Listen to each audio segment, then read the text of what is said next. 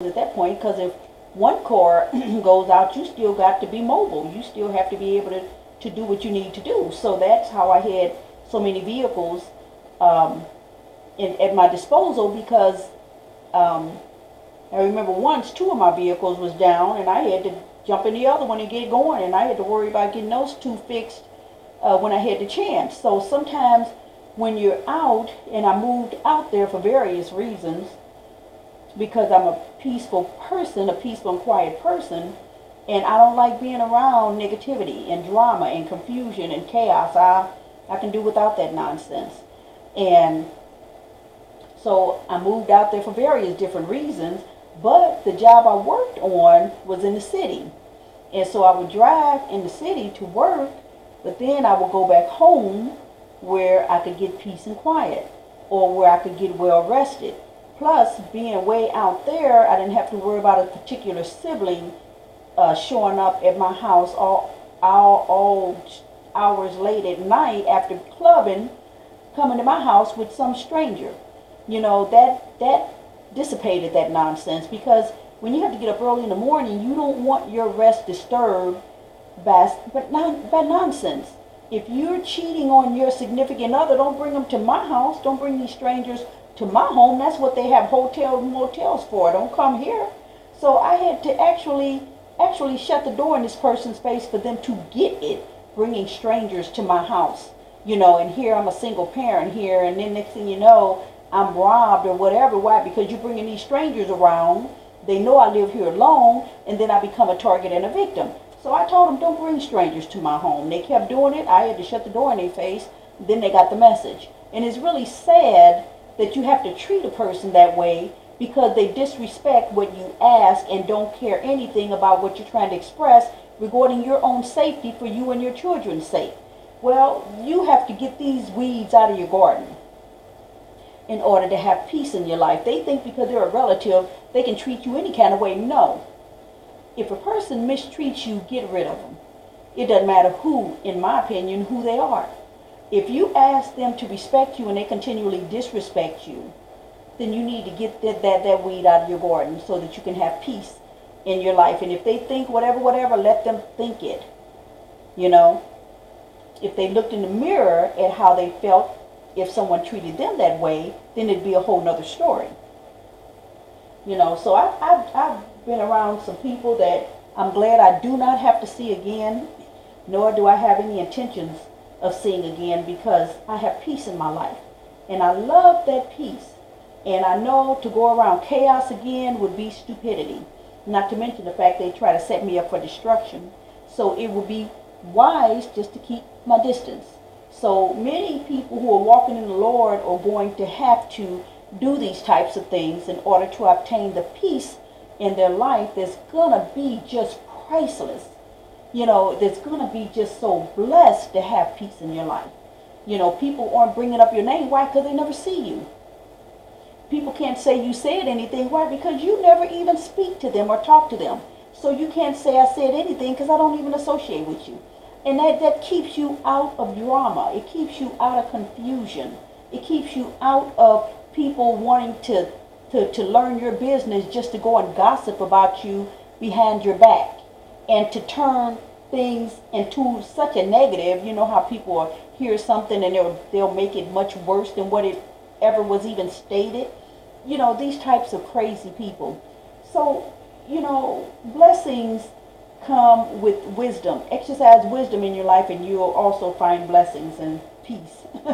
It says, now here, but these people lost their children, but that was done for a reason. It was to destroy them as a people, as we read earlier in Psalm 74. It says, so that thou shalt be mad for the sight of thine eyes, which thou shalt see. There were so many horrific things that took place. There's horrific things that even take place today. But it was horrible back then. Horrible beyond expression back then. Okay. It says, the Lord shall smite thee in the knees and in the legs with the sore botch that cannot be healed, from the sole of thy foot unto the top of thy head. Well, you know one thing, Job was fearful of boils. And he had boils from the top of his head even to the sole of his feet. He had boils. And you know, I'm just kind of wondering. Okay. I'm kind of wondering, let's see something.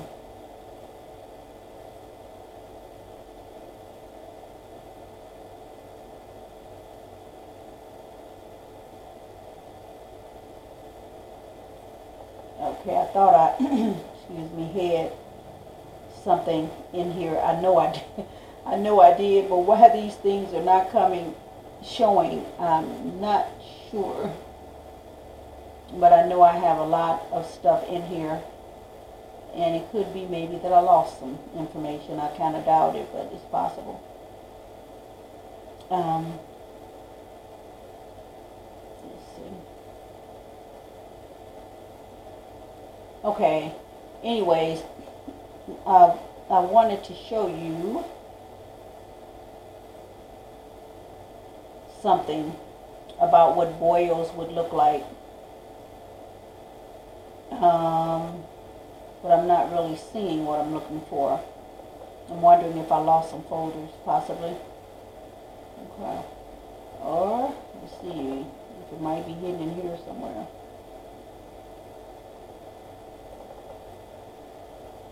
Okay, here we go. Huh.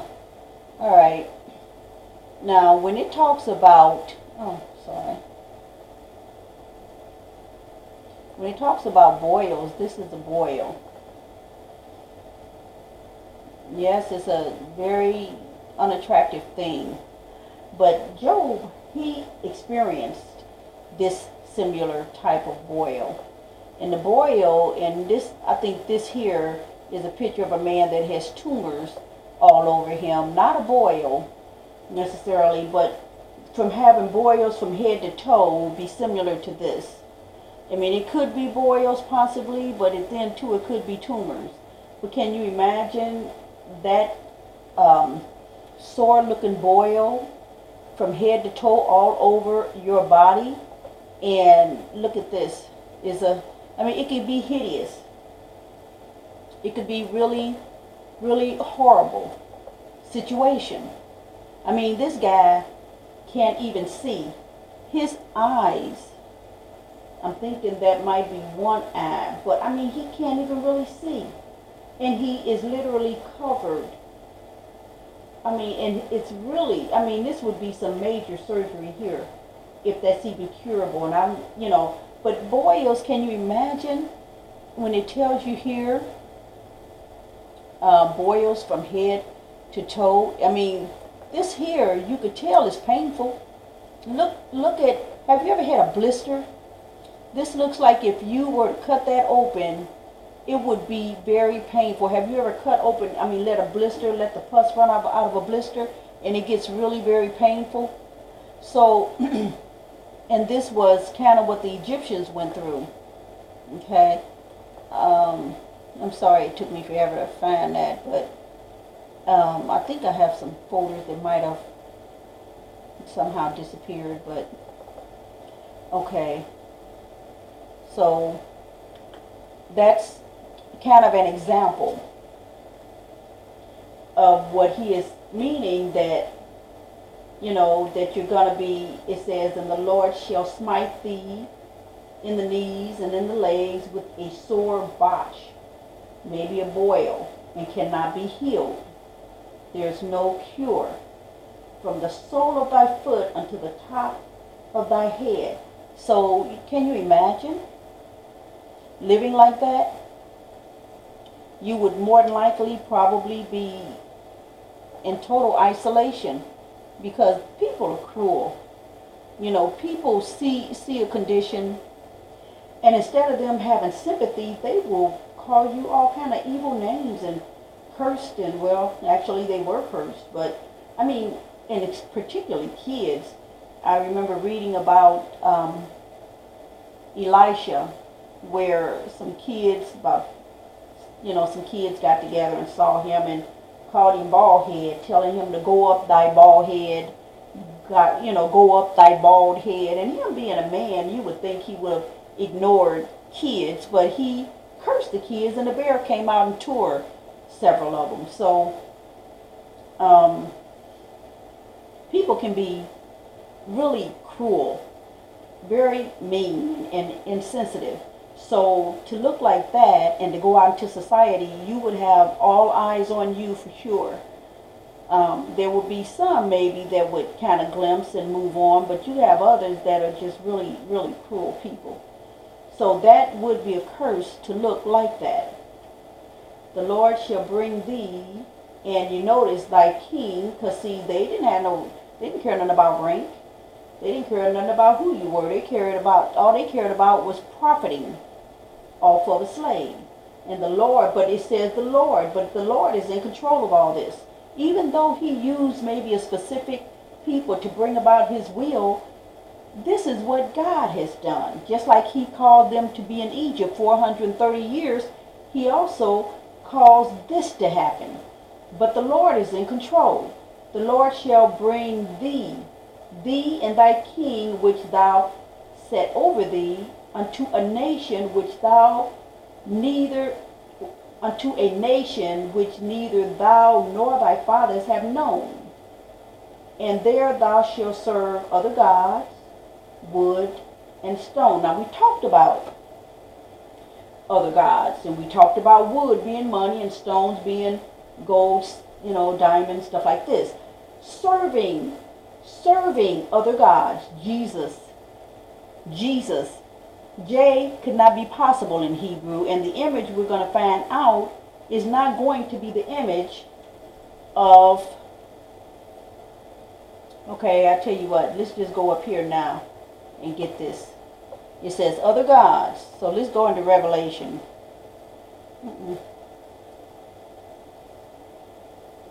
Which here we're going to read where it describes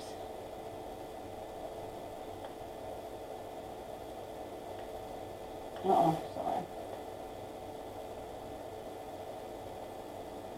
Okay. It's going to describe the image of the true Messiah, or the image of the Messiah. There's no such thing. The Messiah is the Messiah. There's going to be a lot of deception, because you got a demonic foe that's in operation throughout the earth. It says, and I turned to see the voice that spake to me. And being turned, I saw seven golden candlesticks. And in the midst of the seven candlesticks, one like unto the Son of Man. They call the Messiah the Son of Man, clothed with a garment down to his foot, and girt about the paps with a golden girdle. That's just the way that they dressed back then, kind of like Romans. Back in biblical times, men wore mini skirts. Okay, it was just they wore these short dresses that had like a belt around them. Let me see if I can pull up, because I want you to get this. When he talks about their dress, let's see if I can, because I don't want you saying what does that mean? What is that? Okay, let's just kind of let's see if we can pull up something that would have the way that they dressed in it. Okay, you see this here? Men wore skirts. This today would be called like a mini skirt. This is like these are skirts. Where men, that's the way that they dressed back then, in skirts. And the dress stopped there. Look at him in a mini skirt. This is the way that they dressed. So, and you see the little belt around his waist, that's what keeps the dress up on him. So that's just the way men dressed back then in biblical times. they wore mini skirts, or what we would call today mini skirts. They're not mini skirts back then, but that was their dress, if that'll help you to understand the scripture. Okay. So, let me go back to where we were. So it describes their dress, the way that he was dressed, except for it says here, clothed with the garment down to the foot. His garment went all the way down. It wasn't a mini skirt. It went all the way down to his foot. He had a girt about his paps with a golden girdle. So he probably had on like one of them waist kind of belts. But back then, that's just the way that they dress. Okay? You wouldn't dress like that today because, well, no, some of them do dress like that today. But that's the way that it describes that he had on a long kind of robe, kind of down to his foot, all the way down, long type of garment, okay, that went all the way down to his feet. But back in Roman times, they dressed in long dresses. They put on what we would call today a dress and mini skirts, but it wasn't feminine. It was just the way that the fabric was made, but it was still what we would call today a dress or a mini skirt.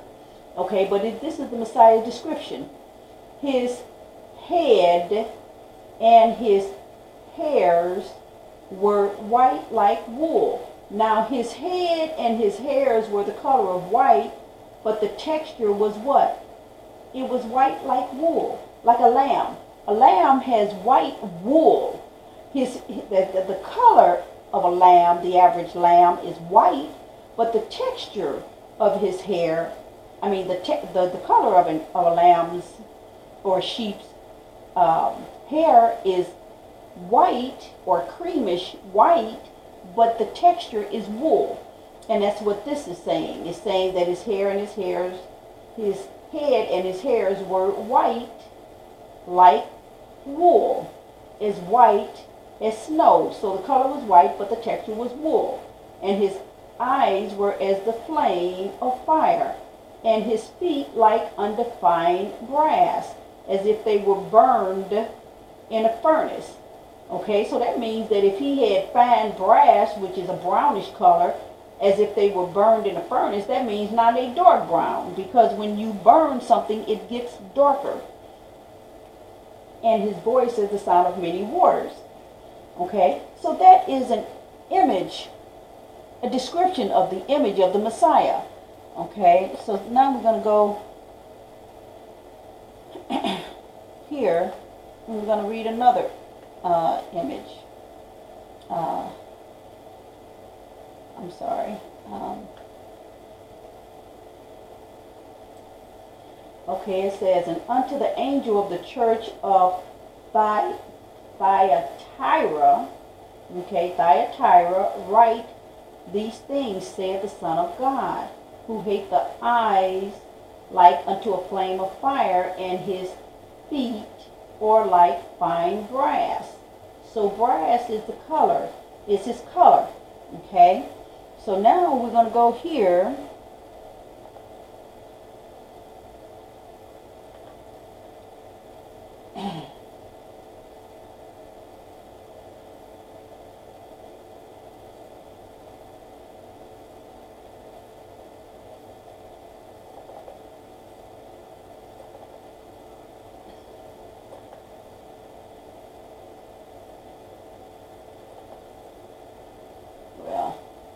Okay. I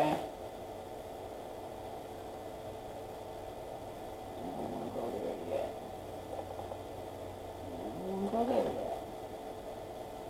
Oh.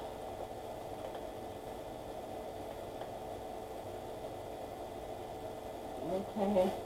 So, judging by the picture we just saw, the image that we just saw, now it describes the 1, 2, 3, 4, 5, 6, 7 candlesticks. It describes his white colored hair, but the texture of it was wool. It describes his reddish looking eyes as being like a flame of fire, and his brass colored skin. Okay? But see, that's what the Bible describes as being the Messiah. We just read that, right? So if we just read that to be the image, biblical image, then how did this image come to play? This image here is what I grew up on. A pale image with long brown hair. Not at all like the image described in the Bible. Why? Because this image here, from what is being brought to light, is actually this image. Caesar Borgias. Borgia, really, but somebody put the S on the end. But Caesar Borgia, after he passed, his father created this image as being the Messiah, because they was not going to have a black image as the Messiah, particularly the fact after they have mistreated God's people. So of course they were not going to display God's people as being the true Messiah, because that would admit the fact that they have created a great wrong. Not to mention the fact that we know in Hebrew there are no J's. We know in the 1560 Geneva Bible and in the 1611 Holy Bible, which the 1769 re-revised King James Version Bible was translated from the 1611, at which we know the 1611 has absolutely no J's in it at all, for this name to even be a possibility. The Hebrew name of the Messiah is Yahushua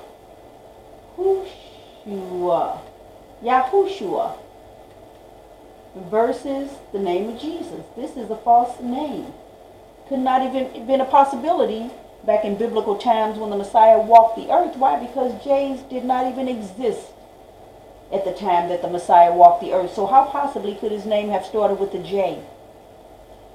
In Greek, they call him Iesous, the I. You'll see I in place of the J in both the 1560 Geneva and the 1611 Holy Bible. You'll find I's. But his name is Yahushua in Hebrew. Okay?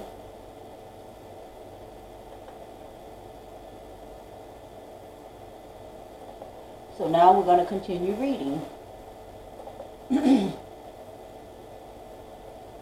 So that's the image of the Messiah, and we went over his name. So now I'm going to go back. And see, I'm having to make these little pit stops. It was a lot more pit stops I wanted to make, but I don't know what I did with the scriptures. I mean, the images that I had wanted to portray that would have lined up with that. Okay. So we read here that the Lord, who is in control, shall bring thee. That means he's going to make it happen. Shall bring thee, thy king, which thou set over thee, unto a nation which neither thou nor thy fathers have known, a strange nation. And there shalt thou serve other gods, wood and stone. That's because we followed their ways. We had no choice. When Kunti Kinte tried to keep his name, what happened? He got beat. He didn't just get a whooping. Kunti Kinte got one of these.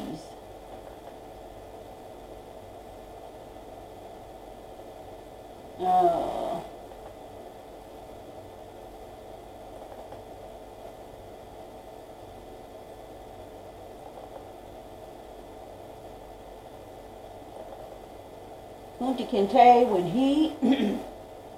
when Kunti Kinte refused to listen to them, Kunti Kinte didn't just get a whooping with a belt. He got whipped, lynched, is what they would call it back during those days. And they beat you like this. They scored you up like this. And it was horrible. A horrible treatment for anybody to go through. Okay? So, let's keep it moving. And I want to make sure I don't pass up any scriptures. Alright. It says, and thou shalt become an astonishment, a proverb and a byword among all nations, whither the Lord shall lead thee. Well, what does that mean? We're going to become a proverb and a byword? What does that mean? Okay, well, let's see what they mean by we're going to be a proverb and a byword. Well, what do you mean? I don't understand that. That means we're going to be made fun of. They're going to look at us and ridicule us.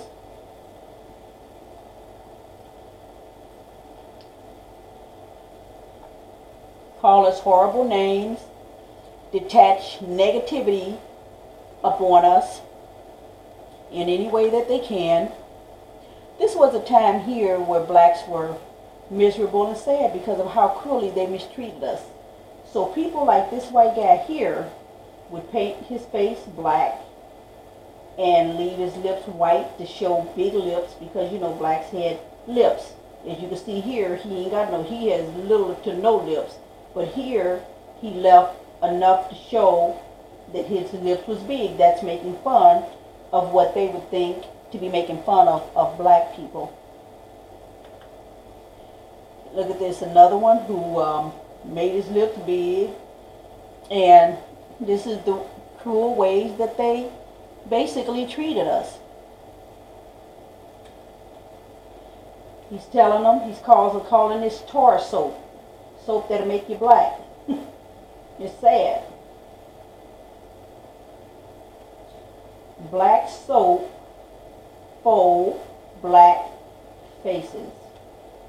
So anything, and then you notice the word here, nigger. Nigger Joe's. New Nigger Joe's 1900 tar soap. And it costs 5 cents. Black soap for black faces. So I guess they made a soap particularly just for blacks. But you see, they called us a horrible name. Here, they're basically making fun of the fact of our color. Yet, they tan themselves to try to get our color. Call this nigger milk, ink. So if a baby drink ink, he becomes black, because ink is what color? Black.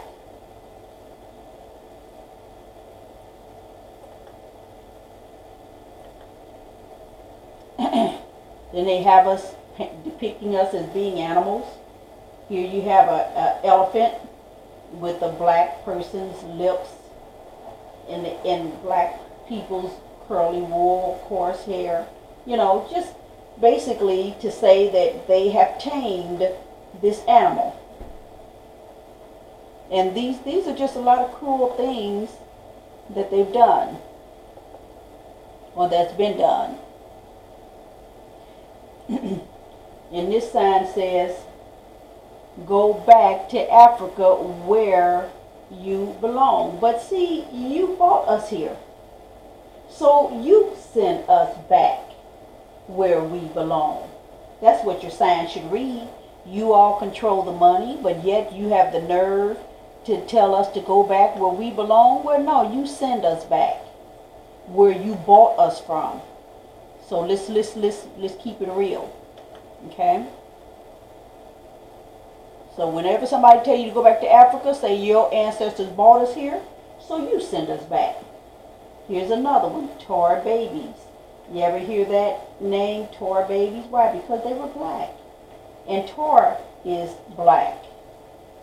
And so what they're kind of basically, in a sense, depicting here, you see this guy's laying down, eating, depicting that we're lazy, and all we do is eat and sleep, basically, is what they're trying to say. All we know how to do is eat and sleep, but yet we build. We are the ones who started building this country. This is a product that I used to patronize, but no more. States here clearly, white customers only. So why should I make a company rich? Why should I patronize this company and make this company rich that's racist? Food for thought. Because I now patronize Pepsi and Pepsi products. No longer this one. Here it shows here different ethnic groups of people trying to tear Africa apart. Africa is a rich country. It's so much in Africa, just like I showed you where they were finding diamonds. They were actually being paid to seek out the diamonds for somebody else. They're paying them practically pennies, and they're making millions off those diamonds. And people lose their lives over those diamonds. People will murder over these stones of the earth. So that's why God can't just give his people anything that they ask for, because he doesn't want them to end up in hell over this stuff. If you allow this stuff to control you, you will begin to worship it. And nothing on this earth is worth your eternal soul. So it's better for him to keep you humble, where you'll be on your face praying, than to give you, like these greedy people that are trying to rip Africa apart, rather than to give you the land and you lose your soul, or to give you things and you lose your soul. And this woman has a question. It says, why do black people have such strange names? Well, who's to say that your name isn't strange to us? Okay? We're reverting back genetically to our ancestors that God is starting to stir up.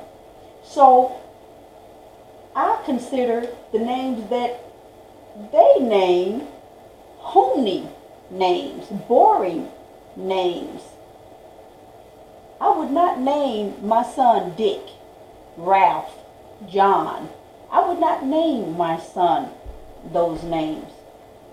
But what blacks are doing, even with their hair, even with their homes, their taste, their style, their culture, they're starting to come back to themselves. And this is what this person hates.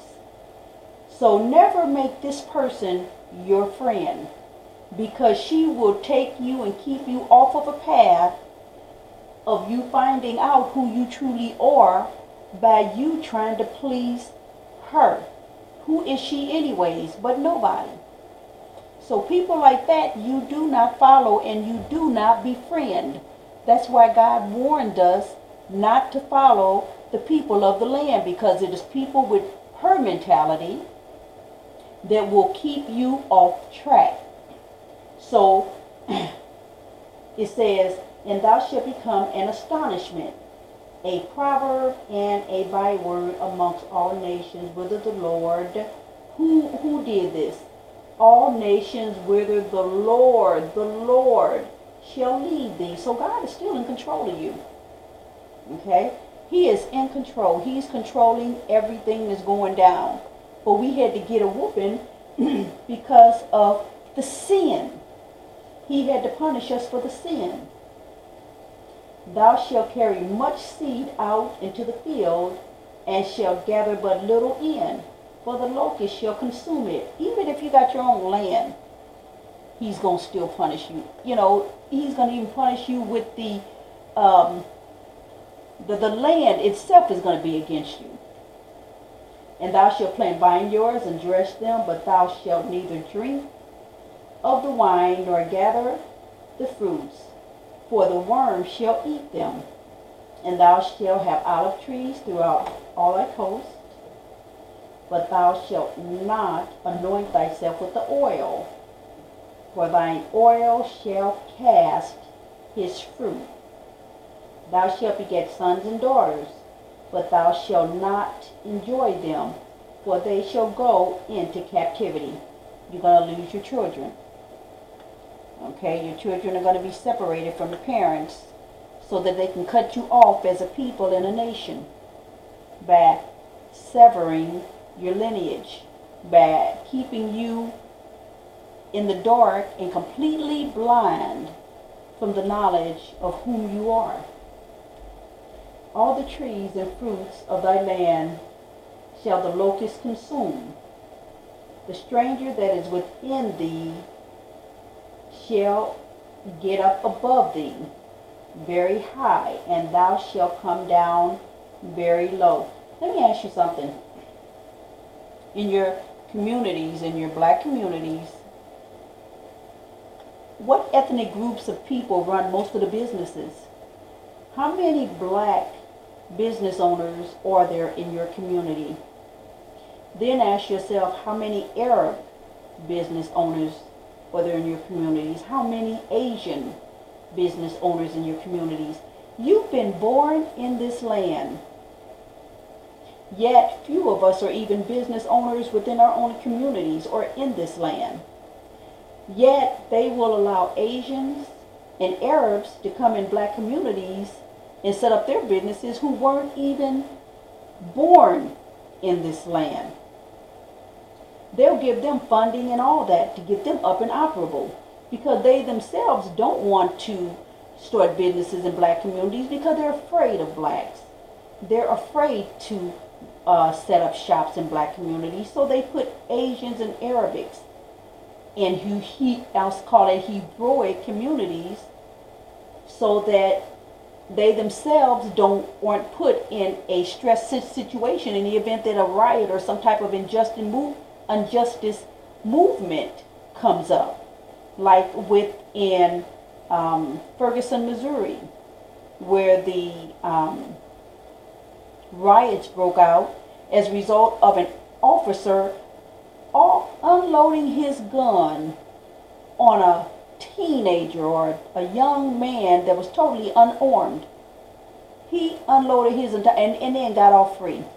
This is a prime example of why we need to come back to who we are and to leave this land, to get our lives back before the Lord and to go back home so that we can enjoy the riches that God has waiting on us there.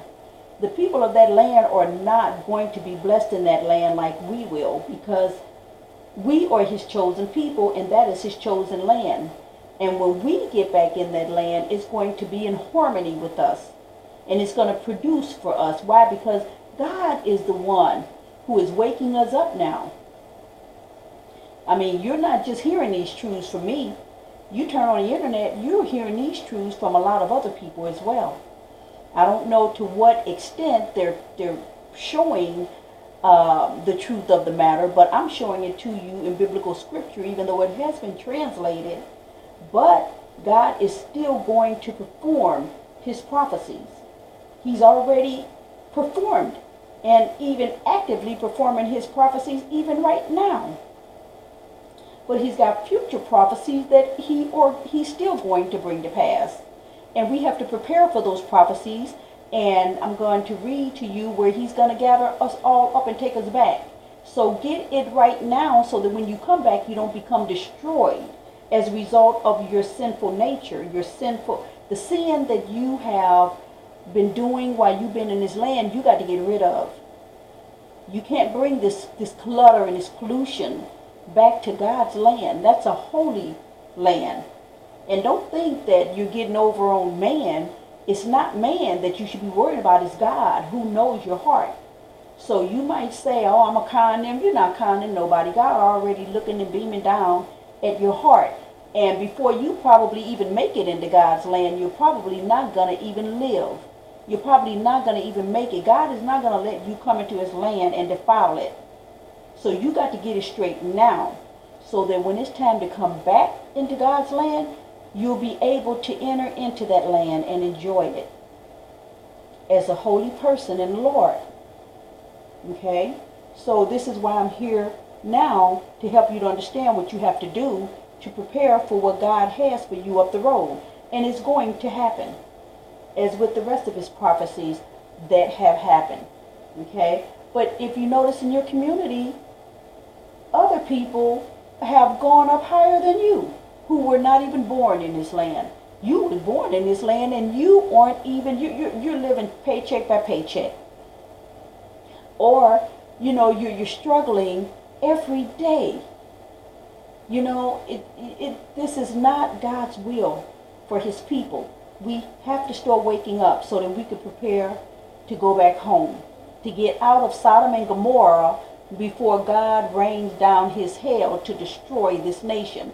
We don't need to be here. We need to get ready to go back home.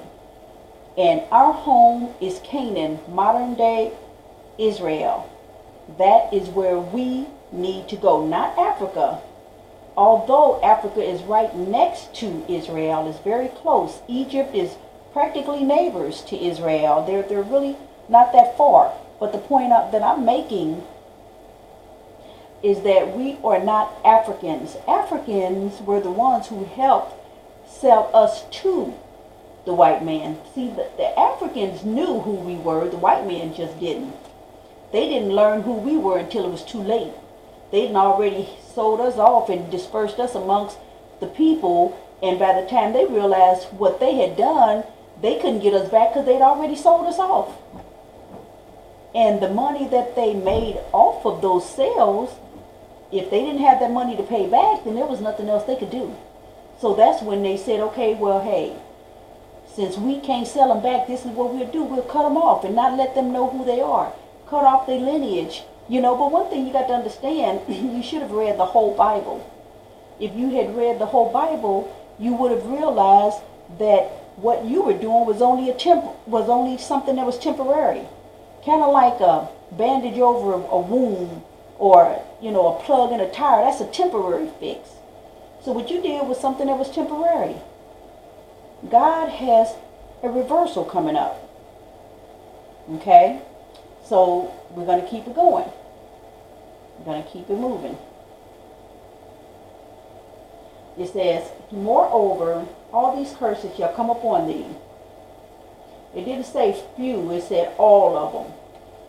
All these curses shall come upon thee, and shall pursue thee. They're going to chase you. They're going to follow you and overtake you, kind of like a flood, where you can't outrun the waters. They just overflow you. These curses overflowed us till thou be destroyed, because thou hearkenest not unto the voice of the Lord thy God, to keep his commandments and his statutes which he commanded thee. This is what I'm telling you. You can't bring this mess back over into God's land. It's not going to happen. You got to get it straight here. You got to start living right for the God of your ancestors. You got to gravitate back to him. Get on your face east towards Israel and ask him to forgive you and your ancestors for all of your sins, knowingly and unknowingly.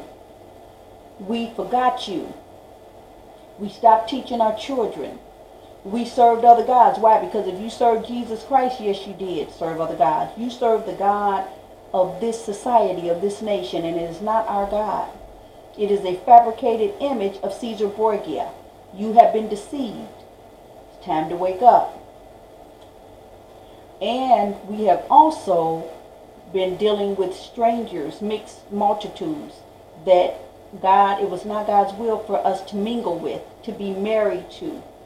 We're going to read about that later, but right now I'm not going to get into that, because then I'll really be getting off track. But it tells you here, it says, all these curses are going to come upon you. They're going to overtake you until you're destroyed. Why? because thou hearkenest not unto the voice of the Lord thy God. You got to keep his commandments and his statutes which he commanded thee, which he commanded our forefathers. We have to get our lives straight before we go back. You can't bring all this corruption and pollution back with you. You're going to have to leave all this mess back here. That's all there's to it. Okay, you're going to have to clean up your act before you go back to Israel, or you will end up getting destroyed. Okay? And they shall be upon thee for a sign and a wonder, and upon thy seed forever. It's still going on. Why? Because God is starting to wake us up now, and we are starting to look at the truth. We're trying to seek the truth. We're not trying to follow God. We got in trouble. That's the biggest thing we've gotten in trouble is following. We're going to get into church founders, and you're going to find out that the majority of the church founders in the U.S., they are not Hebrew. The Bible tells you that he will raise up a prophet, and our king is to be of our heathen. Of our heathen. That our prophet should be of our Hebrew brethren. Okay? It's not to be of the people that are around us. We have been followers. The Bible tells us we are not to follow. Okay? Okay? We are not to follow. Let me read this real quick. Because see, this stuff has been getting us in trouble. Wait, just one second. Let me go down a little further. And they shall be upon thee for a sign and for a wonder, and upon thy seed forever. Why? Because it's still going on. It's been cycled down through generations. Because thou servest not the Lord thy God with joyfulness and with gladness of heart for the abundance of all things. He gave you more than enough, and you're not even grateful. Not even grateful. I remember I had a relative, and I still love her, but I went out of my way to help her with whatever she expressed to me that she had a need for. It's only one thing I couldn't help her with because of some things that I was doing, and I wasn't in a position, but I was helping her with money and just things. And she couldn't even say thank you. And then I asked her simple things, and she would not even do little simple things. I asked her to develop a website for me because she was pretty good with programs and stuff. And it seemed like it was such a hassle to do any least little thing. And I supplied her with all these gifts and all these different things. I got to the point where I just stopped. Just stopped. Sometimes I go so out of my way for other people that I forget about myself. And I just got to a point where I would ask simple little things that didn't cost her a penny. I would give her all kinds of stuff. Ungrateful, just always something. I just stopped. Okay? See, sometimes you can be so unappreciative that a person will just say, okay, you on your own, do your own thing, whatever, and leave you alone. Then you don't miss your water till your well run dry. Then you will turn around and miss. Why? Because you have a need, and there's no one around that'll be able to help you. That one person that you took for granted is no longer there. Now what? So that's what we have done. We have taken a lot for granted. God had gave us an overabundance that we turned around and we got too big and too fat, and we thought that we did something. We thought, well, you owe me this. I'm your child. You supposed to know. Nobody's supposed to do nothing. When a person is good to you, be at least show some gratitude. Just at least show some appreciation by just saying thank you. And I would give this person clothes, all kind of stuff. Never once even saw them wear the clothes at all. So people play mind games. But it's amazing. The mind games are turning around and backfire in their own face. because you turn around and just leave them alone, and the goodness you have been performing, nobody else will be able to really or even try to be that good. See, people will stir up stuff and they'll cause bridges to be burned, but guess what? When you fall, you on your own. They might have, you might have thought they were going to be there, but when you really need them, then they disappear. So understand, when somebody's nice to you, show some gratitude, show some appreciation. At least, if nothing else, say thank you. And that's how we treated God. We took him for granted. We stopped thinking and we stopped thinking about him. We completely forgot about him. And didn't even choose. And the main one who lifted us up and helped us and blessed us, we forgot about. And showed no appreciation, didn't teach our children, just totally eliminated him out of our lives. Okay? It says, therefore thou shalt serve thine enemies, which the Lord shall send against thee. See, God is the one who sent all this against us. In hunger, and in thirst, and in nakedness, and in want of all things. And he shall put a yoke of iron upon thy neck until he have destroyed thee. That's mean he's going to keep you in prison, as a slave until he have destroyed thee. Why? Probably lynch you. Probably hang you up on a tree. Because at this time, God gave the enemies, our enemies, at that time, the enemies of our ancestors, power to do whatever they wanted to them. Once they bought them, they could kill them, they could